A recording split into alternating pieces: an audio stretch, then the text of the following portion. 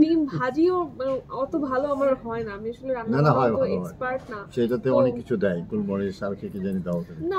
যখন একটা মেয়ের বিয়ে হয়ে যায়, মেয়েটা জানি কেমন করে হুট করে বড় হয়ে যায়। আমি মনে করছি তুমি এটা খেয়াল করছো যে বলে আমি তোমার ফ্যামিলি, তো বলে যে আমার ফ্যামিলিতে তেমন বিয়ে হয় না, একজনের নাকি বিয়ে হয়েছে ওদের এসে।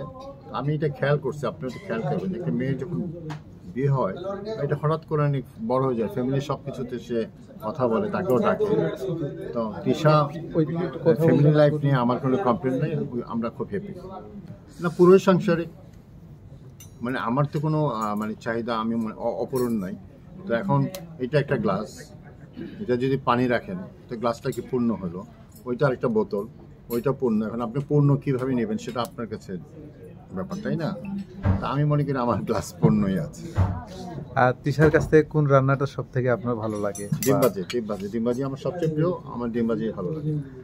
আমার 100 আইটেম থাকলে আমি বলি একটা ডিম আমার প্রয়োজন। মানে সেই জিনিসটা সে ভাজতে পারে দেখে এটাই ভালো। না সে টুকটাক অনেক কিছুই পারে, বাট আমার ডিমবাজি খুব প্রিয়। কি এমন স্পেশাল আপনি ডিমের ভিতরে দেন যেটার জন্য মোস্তাক ভাই অনেক খোদিয়ে দেয়? ডিম ভাজিও অত ভালো আমার হয় না, আমি আসলে রান্না করতে এক্সপার্ট না। সেটাতে অনেক কিছু দেয়, গোলমরিচ আর কি জানি দাও না। মানে আমি থাকে না পিজা টিজার জন্য অনেক রকমের থাকে বাসায়, তো তুমি ভাজলে কি সবকিছু একটু করে দিয়ে মানে এরকম।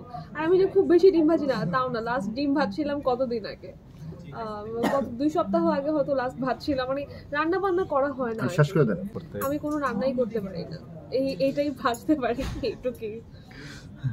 কোনো তেমন কোনো পরিকল্পনা নেই, দিন যাচ্ছে, আল্লাহ যেন আরো ভালো দিন কাটায় আমাদের, এইটুকু।